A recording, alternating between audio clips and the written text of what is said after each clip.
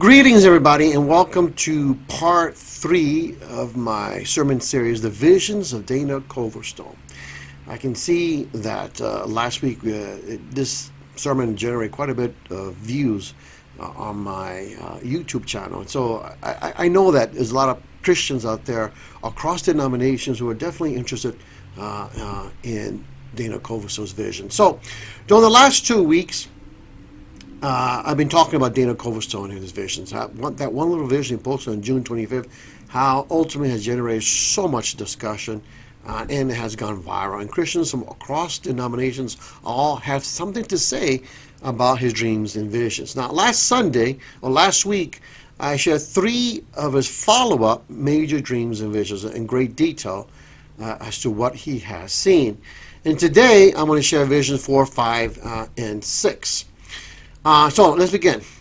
So on September 4th, he posted on yet another video, and this was about 11 minutes long. And once again, he saw a number of things. He saw the month of December.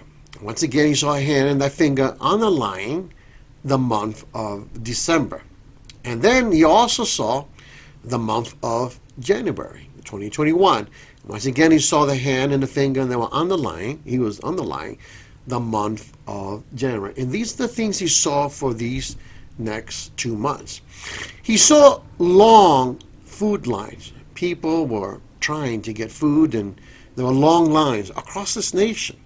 The economy has collapsed, and so people still need to be fed. And so apparently there's some type of organization where people are passing out food.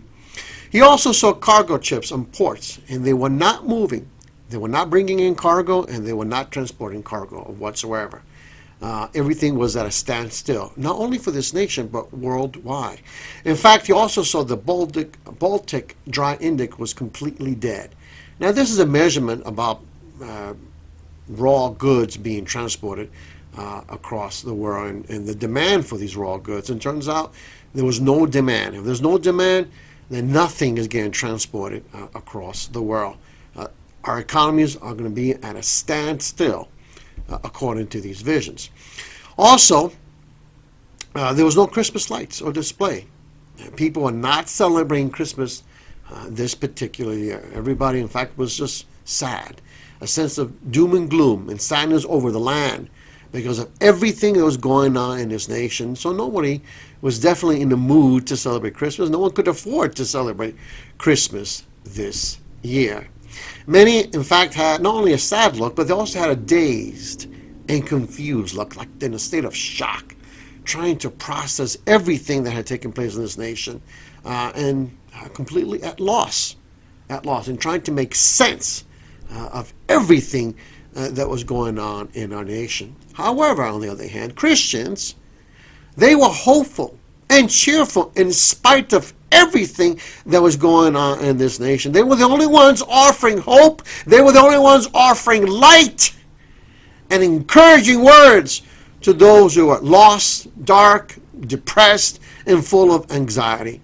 And they were the ones who were also sharing Jesus Christ and telling people, you got to get Jesus right now. You got to get Jesus right now. Convert now before it's too late. Now, some accepted the invitation to become followers, and some will become followers as a result of this storm. And I think that's one of the reasons why God is allowing this storm, is to convert souls who are completely lost, who have rejected God for all these years. But in the midst of the storm, they will get on their knees and they will cry out to God, and they will find that there's a God out there who loves them and wants to save them and wants to redeem them and have an intimate personal relationship with them. They will finally turn to God, and they will find him. They will find him. But not everybody will. Some will continue to persist in their views and the atheism and whatever the case may be, and they will refuse to follow or embrace Jesus Christ as their Lord and personal Savior. As I mentioned last week, malls have been converted to shelters, and people are lined up in these malls, living there for a while. Again, he stressed that something big had happened.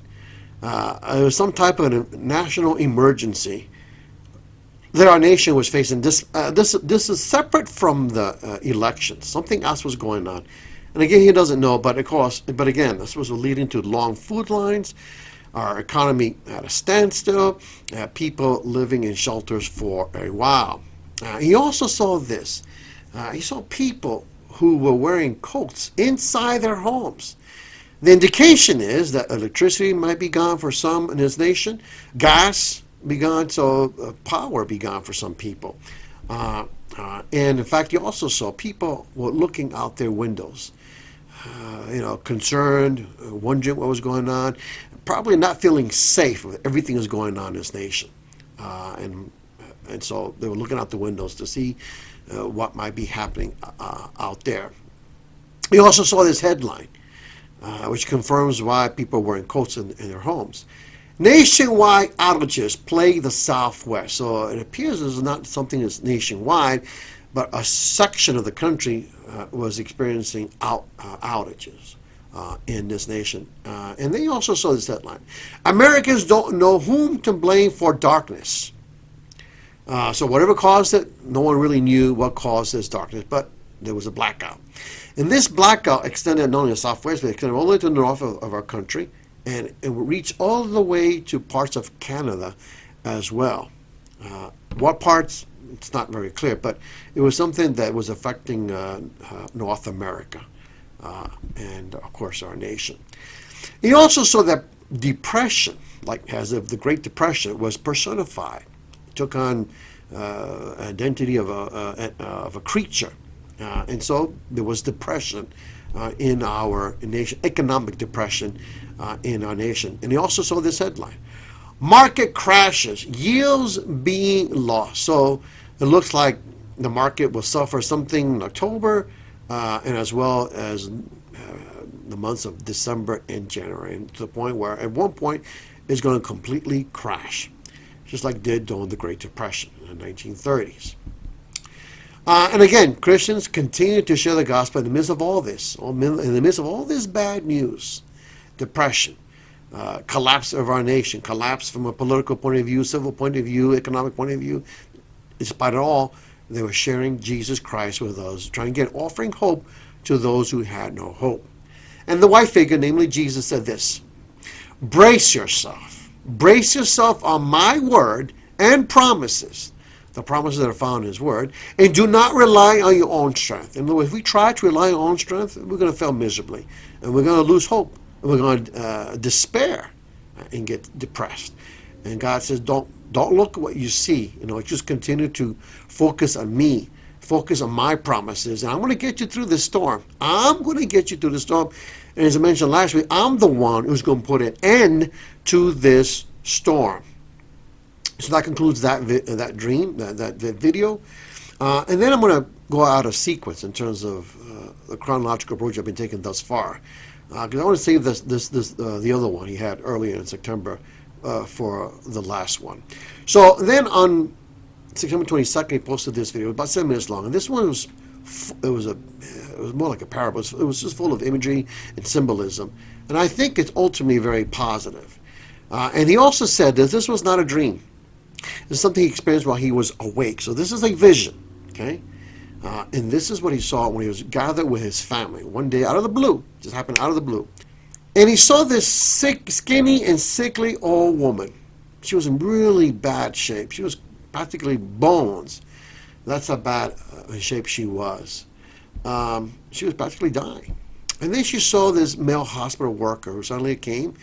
It was not a doctor, not a nurse, but some worker there. And he approached the sickly old woman who appeared to be almost to the point of death.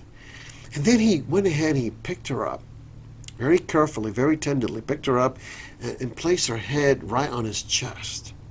And he held her there for a while in a very loving and caring manner. And then the man began to blow air upon her face, blowing,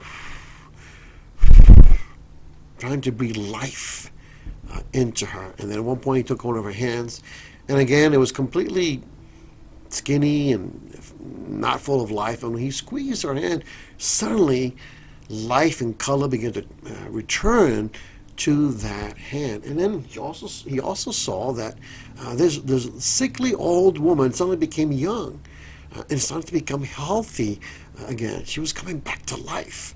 And in fact, she wanted to get up and stop moving around. But the male worker, hospital worker, gave her some instructions. And this is essentially what he told her. Your strength has not returned, but it will soon. I know better. You need time to rest. Stay braced and occupied until I come. So ultimately, at the conclusion, Pastor Coverstone ultimately concluded this represents Jesus and his church, or Jesus and the bride of Christ. Jesus being the hospital worker, and then the church being that woman who looks like she was about to die. Things are bad for her, but he begins to revive her, and he tells her things are going to get better, and soon I'm going to really bring you back to life. But hang tight and just wait until the time is right. And he also added this: you need to be able to run, so stick to the instructions and get ready to run. I find it interesting that it doesn't say get ready to fly. He says get ready to run. And my interpretation, this is my interpretation, that the church has still more work to do. And after the storm, again, there's going to be a great, tremendous revival for this nation and for this world. And the church is going to be very busy evangelizing all these souls who are going to come to the church and find Christ and find salvation. But he says it's not just yet, not in the midst of the storm, but after the storm, get ready to run, get ready to work, because I've got great plans for the church. Again, this is just my interpretation. He might see otherwise, but we'll see.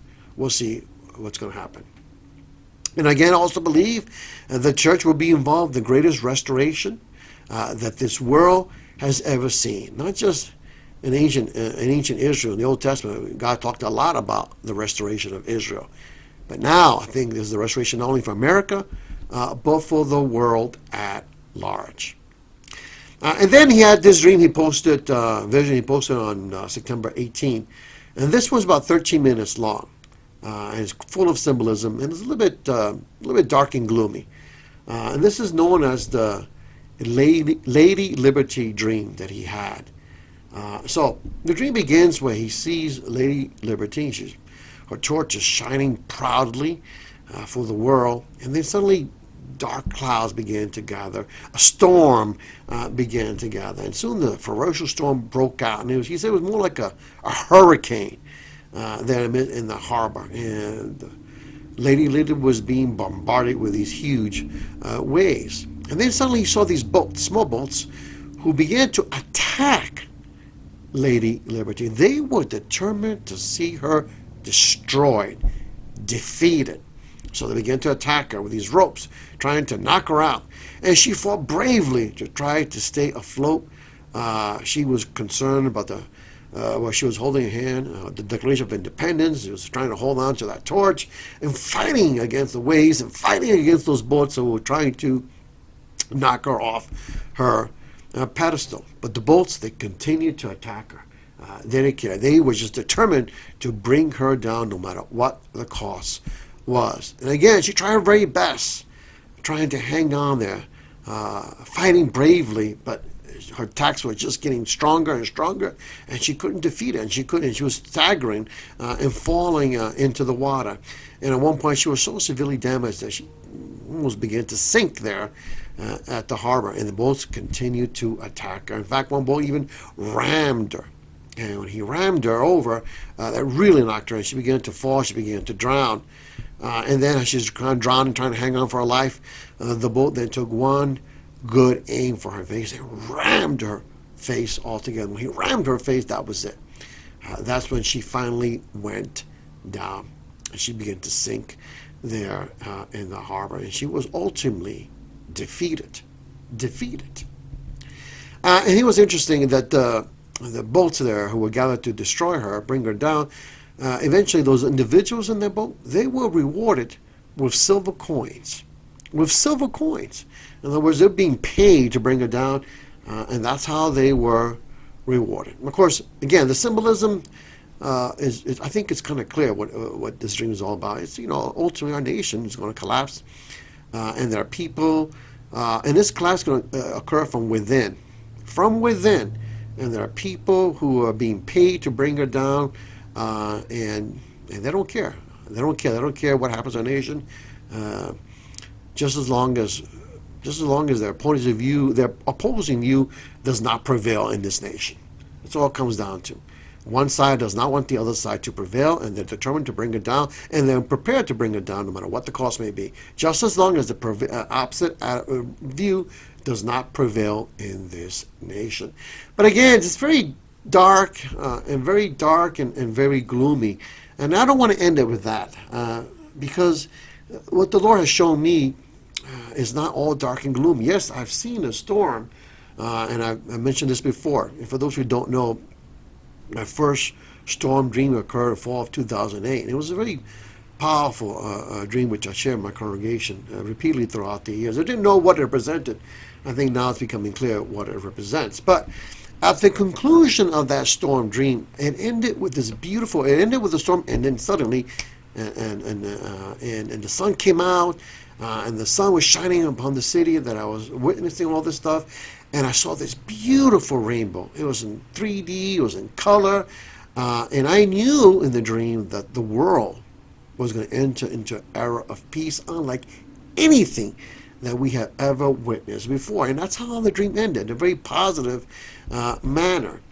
And then also had that storm house dream from June 2017, which I share in my sermon, The National Restoration.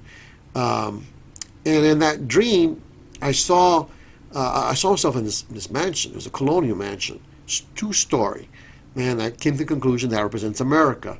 While I was inside, a storm hit it, a tornado hit it. And as this tornado hit this house, this colonial mansion, it began to collapse in sections, which I now realize the nation is going to collapse in different sections. And at one point, it collapsed completely. It had completely been destroyed. It had completely collapsed. Our nation had collapsed completely. But at the conclusion of that dream, I heard this voice that said, it's okay that the old house got destroyed because we're now going to live in a more modern house. Everything is going to be great. And I knew that this house was going to be rebuilt, and it was going to be better and bigger than it was before. Far greater, far better than it was before. So it wasn't all dark and gloomy. I knew that better days are coming. And so, in the end, I believe there's going to be a national restoration for our nation after this storm. And not only a national restoration, I believe this restoration will extend to the whole world. The whole world is going to experience a restoration at the conclusion of the storm. That's what I mentioned in that sermon series about restoration. You may want to take a look at it at our channel for those of you who are outside the church.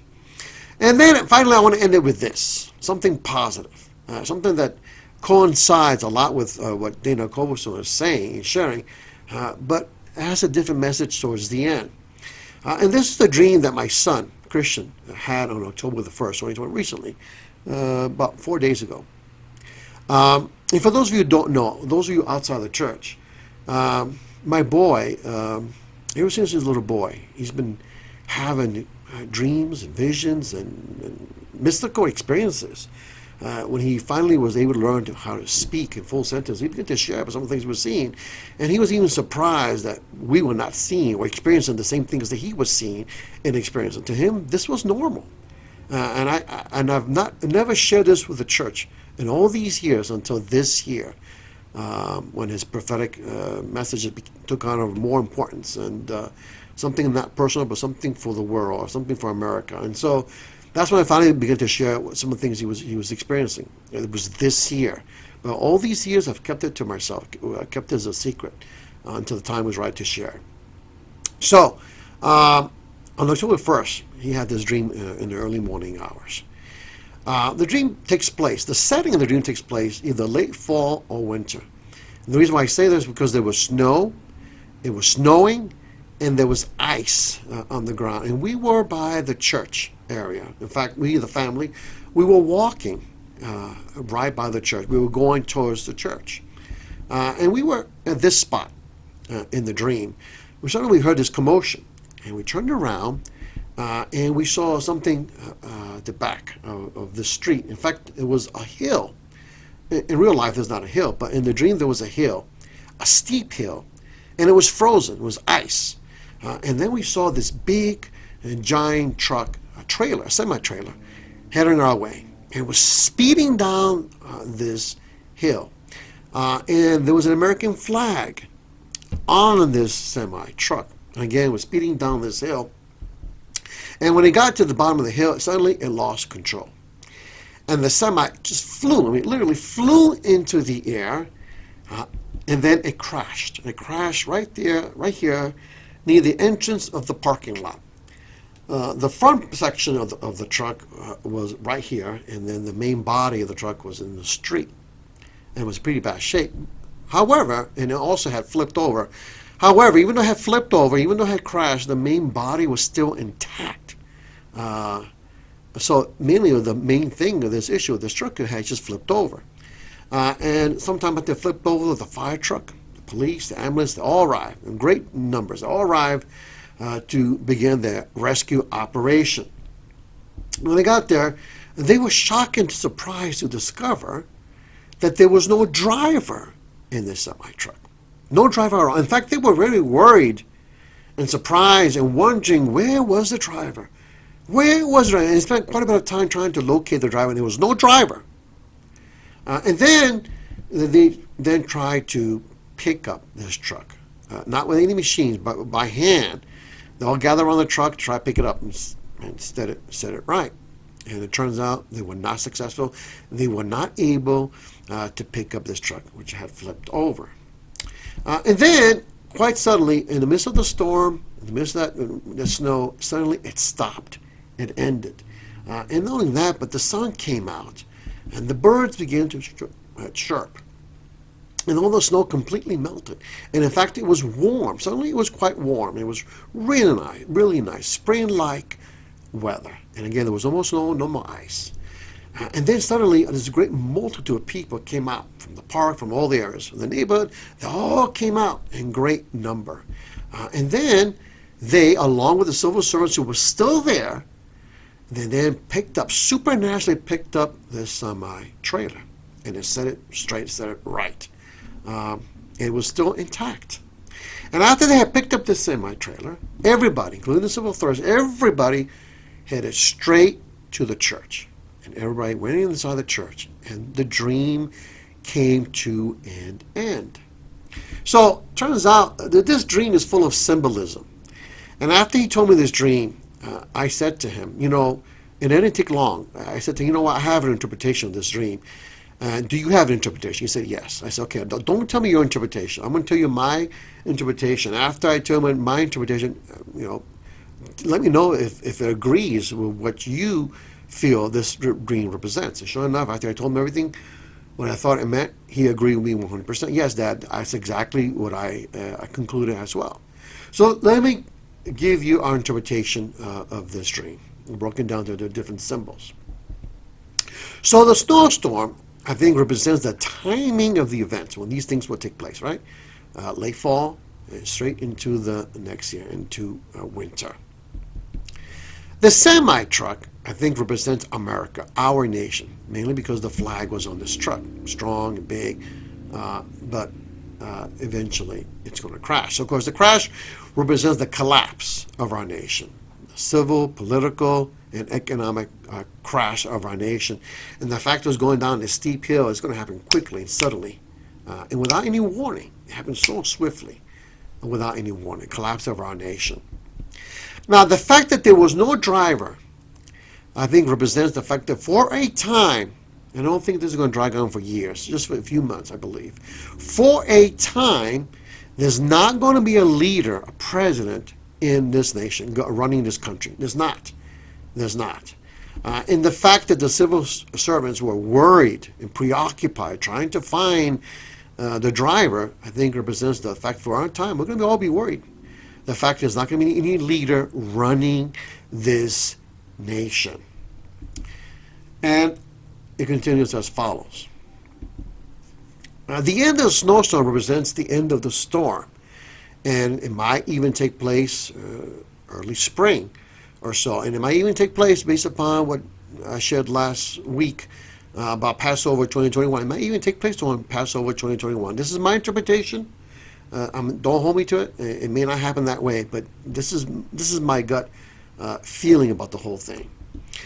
Furthermore, the multitude of people that came at the conclusion of the storm, I think, represents the body of Christ, the church, Christians from all walks of life. And together, the church, Christians, together with the servants, were able to pick up that truck. But they had this supernatural strength.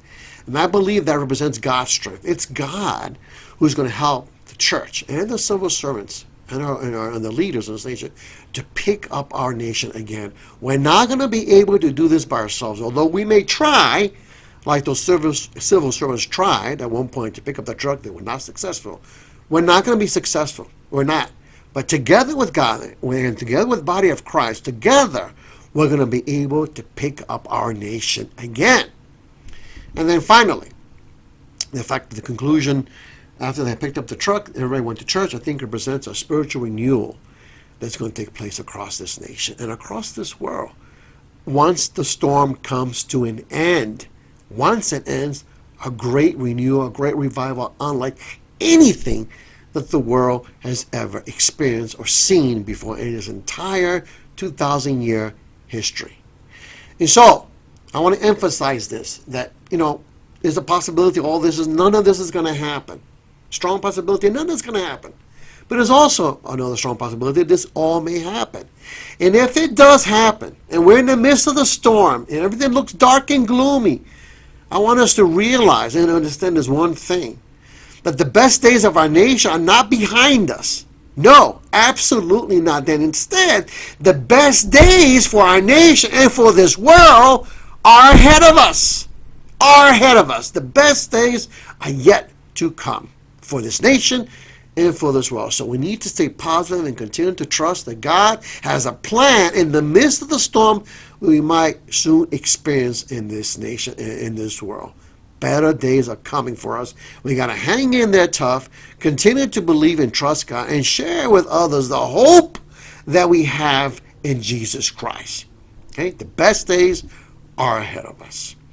And that wraps up part 3 of my sermon series. Next week, I'm going to give you my analysis, biblical as well, looking at current events, and even looking what some political analysts are saying, that indeed there might be a civil unrest in this nation. I'm talking about non-believers who are saying this. So I don't think that this seems to be so far-fetched. Maybe a year or 2 years ago, maybe we would have thought this is far-fetched. But now everything that's going on in this nation, I don't think it's far-fetched anymore. And so we need to be ready if this is true. And again, there's a possibility it may not be true. Who knows? Only God knows. But if it does come to pass, again, we need to be ready. But again, next week, I'm going to give you some analysis from everything. Now, I'm going to end it with this. From Isaiah chapter 60, verse 18, then verses 21 and 22. And this was given by the prophet Isaiah at a time when his nation was going through a storm and about to be invaded by a foreign nation. And even though they experienced this great turmoil for the nation of Israel, even being conquered and the people being displaced from their nation, God at the same time was promising them a restoration for the nation of Israel. And I believe that we too will experience a restoration after this storm. So these words ring true for me. No longer will violence be heard in your land, in our land, nor ruin or destruction within our borders. But you will call your walls salvation and your gates praise. Then all your people will be righteous, and they will possess the land forever. They are the shoot I have planted, the work of my hands, for the display of my splendor. The least of you will become 1,000, the smallest a mighty nation. I am the Lord, and in its time I will do this swiftly. Once again, the best is yet to come. Better days are ahead of us, not behind us, but ahead of us. And continue to hold to that promise until the very end, until the end of the storm. And let the people of God say, amen and amen. Again, thank you all for your continued support. And for those of you outside the church from St. Matthew, thank you for watching. You might want to decide to subscribe. And again, thank you for everything. And well, I'll see you guys next week again. God bless you all. And be safe.